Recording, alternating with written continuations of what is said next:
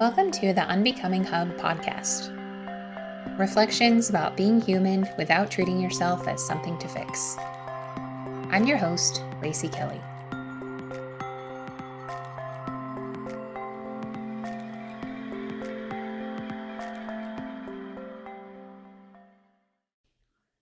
To be human is to need. I'm encountering another phenomena in my practice where a lot of my clients are struggling with the same thing. And just for some background, in my clinical practice, my specialty is relationships. And it's relationships of any kind. It can be romantic relationships, friendships, family relationships, relationship with the self. But I tend to get a lot of people that are dating or struggling with family issues or are in marital conflict but just want to learn more about how they're contributing to the conflict. So independent work still. And a theme, particularly in my clients over time who've been dating, there's a theme around not needing anyone, not needing a relationship. And in this case, it would be a romantic relationship.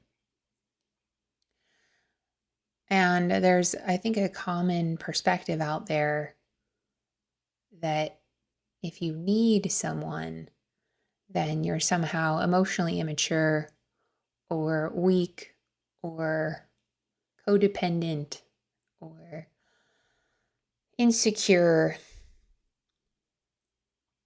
And needs are complicated in the human experience. They're vulnerable, right? Like needs are so vulnerable because in expressing a need, you make yourself vulnerable to rejection, to disappointment, to anger or resentment. So a lot of us cope with having needs by suppressing them or intellectualizing them. And there are some facets of self-improvement world that support this, that in having a need or needing a person is insecure attachment or codependent. And there's a lot of empowerment around the idea of not needing anybody or anything.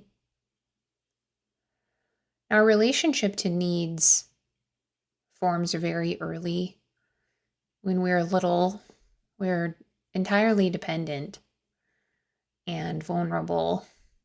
And that's uncomfortable to think about, that you had needs and you could not provide them yourself, and how your needs were responded to in your early life tends to be how we relate to them over time. And that's not because anything in early life had to go wrong, but we orient externally, so our attention is placed outside of ourselves to adapt to the environment that we're in. So if the environment we're in is very chaotic, we are going to suppress needs to not burden the environment. If the environment that we're in is very boundaryless, we may have our needs all over the place and be mad when they're not being met, like a protest. So our early environment shapes how we adapt. And so the relationship that forms there is I'm going to adapt my relationship to my needs based on what's available in my environment. So that's just part of the human condition. There's no way around that. So then it helps to understand how were needs approached. What were the messaging around needs in your home growing up? And then thus the culture at large as you got older. And in our culture, needs we praise those who don't need a lot. So there's a lot of praise around doing everything yourself. If you're like in college working 3 jobs, like, wow, good job. Or you're a single parent working and managing the kids. It's like, wow, you're doing such a great job. And so there's this, there's like accomplishment that comes with not needing a lot, and it's positively reinforced. But in the context of our relationships, just the simple need of a person can bring up a lot of discomfort for folks. So when I'm working with individuals that maybe are dating or maybe they're in a relationship, there's this hesitation that can come up around actually feeling somewhat dependent on that person that they're with in any way, or even if they're not with a person yet, reconciling with the fact inside of themselves that they, in fact, need a relationship. And I want to break down what I mean by the word need here. There's different levels to things. So when we're a child and we need something, we're dependent on that need. Or we're dependent on the person as something outside of ourselves to meet the need until we develop the autonomy to meet those needs on our own. So that's like a state of dependency where, because I lack the skill, knowledge, experience, or ability to meet the need myself, I am entirely dependent on this person meeting it for me. It's a very, very vulnerable state. And when I talk about needing a relationship or needing a person, needing connection, I can get met with this resistance like, well, I don't need it, I just want it. I don't need this person in my life, but they're nice to have. And there's a difference between I'm dependent on this person in my life and I need this person in my life, because as adults, we're not dependent in the same way we were as a child. We never can be again, because our state of capacity is entirely different than it was as a child. So an adult need for connection or relationship is very different than a child need for something basic or even connection. Relationships are tricky ones because we can't meet the need ourselves. We can't meet the need of human connection alone.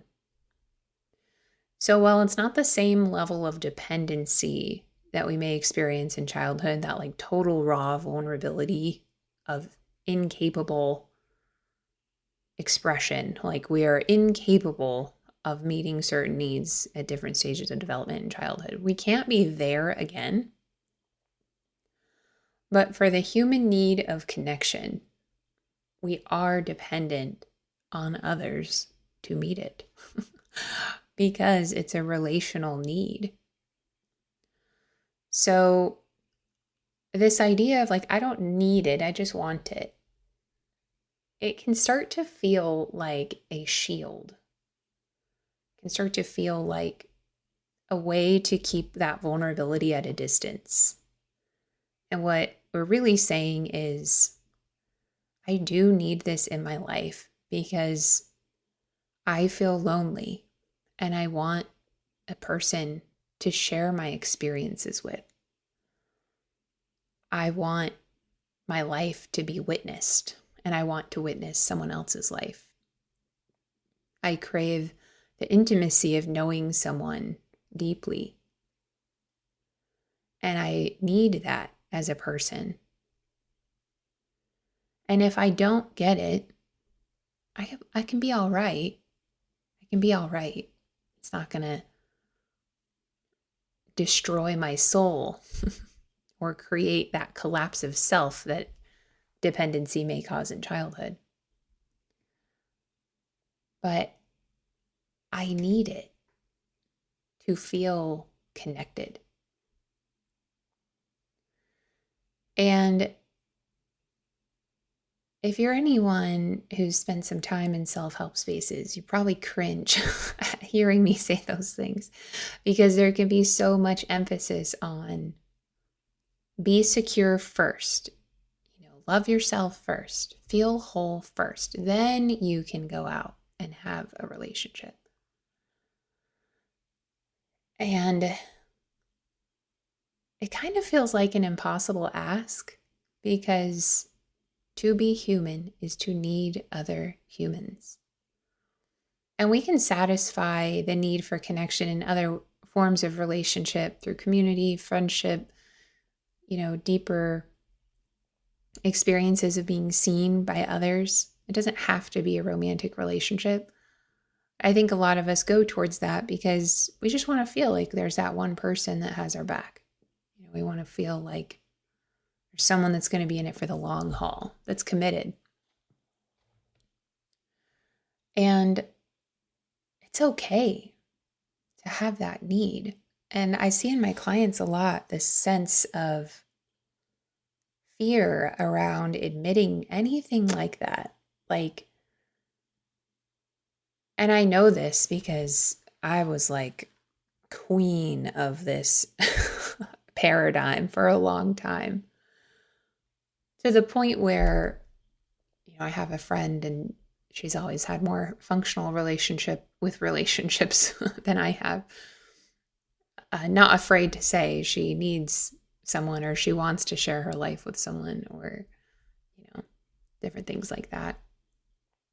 And there'd be times where I'd go do something by myself. She'd be like, "Don't you want company?" I'm like, "No, no, I don't. I want to go be alone." I had such a no internal reference point for that kind of connection that I genuinely felt like I didn't want people around me.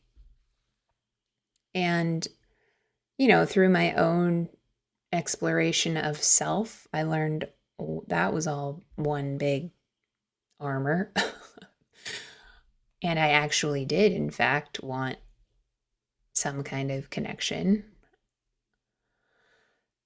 But I had a lot of noise around me telling me like that was the secure position, the right position, the functional position is to just be okay doing things alone. And there's merit to that, but when it's used as a place of defense or to avoid the vulnerability of saying, I actually need relationship in my life, then that's where we can get into some tricky territory. So, I had a double whammy where I was like, I can do everything myself. I don't need anybody around. And I actively resist relationship.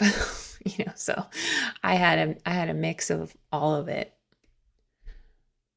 But when you sit and you feel and you connect with the vulnerable space of needing, what is that like? What lives in that space for you? Is there like an automatic place of this fear of dependency or codependence, or it means that you're somehow not okay if you feel you need a person or people? Or what about just basic needs? When you feel like you need help with something, but you don't want to ask? This idea of like, I can do everything myself. I was also Miss Independent of that. Don't need anybody for anything. So, what's it like to start to wonder, what is it like to need? What are my thoughts and feelings about needing? And if you imagine, let's say you're dating and you're out there and you're leading with, I don't need anybody, but I'm just looking for someone to spend my time with. Being on the receiving end of that, I don't need anybody. I don't need this relationship. I just want it. Feels kind of weird, doesn't it?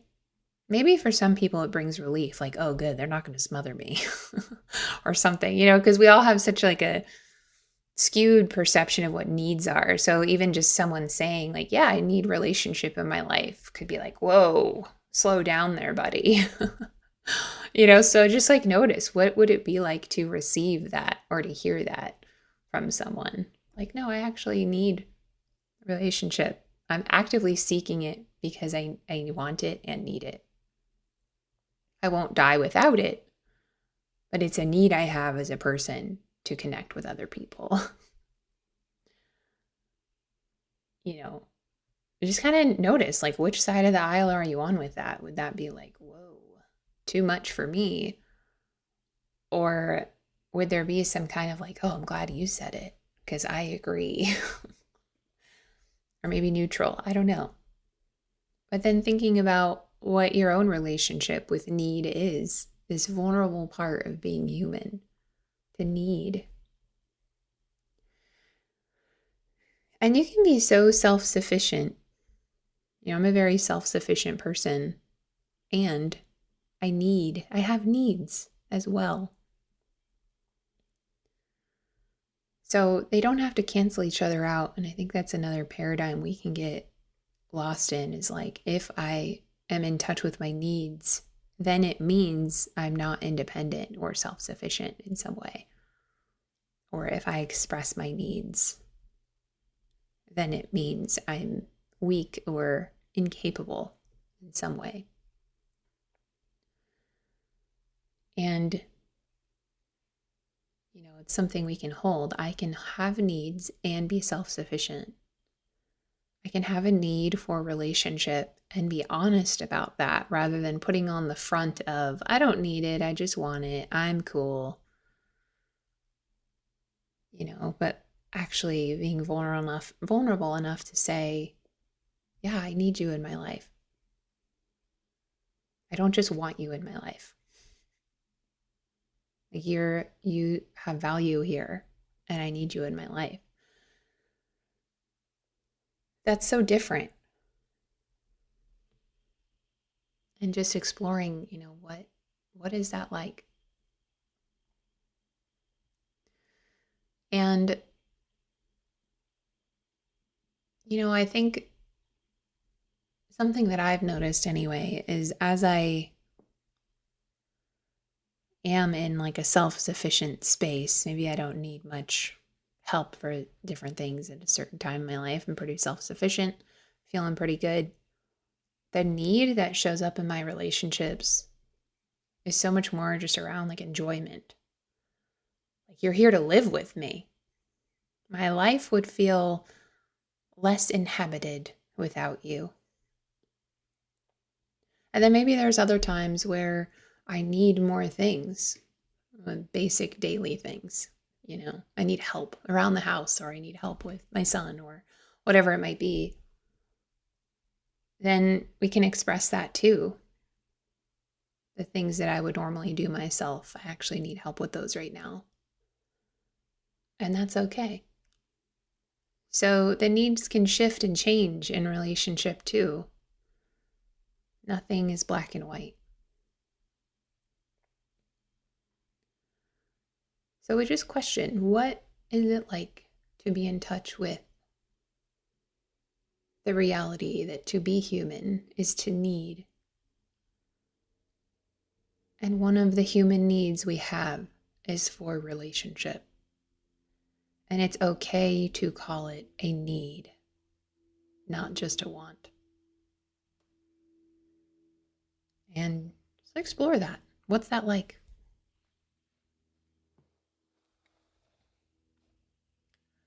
I know for me, it took a long time to be able to say that and not want to cringe. But it feels good. It's very orienting in my relationships, and it helps maintain commitment as well. So there's a lot of gifts on the other side of that vulnerability.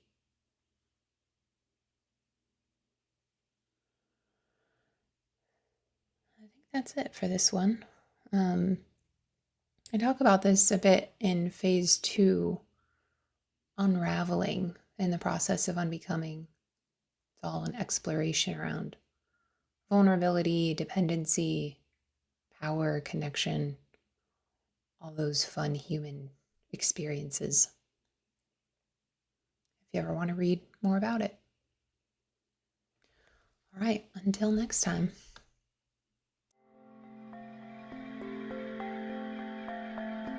You can find more of this work at theunbecominghub.com. Until next time.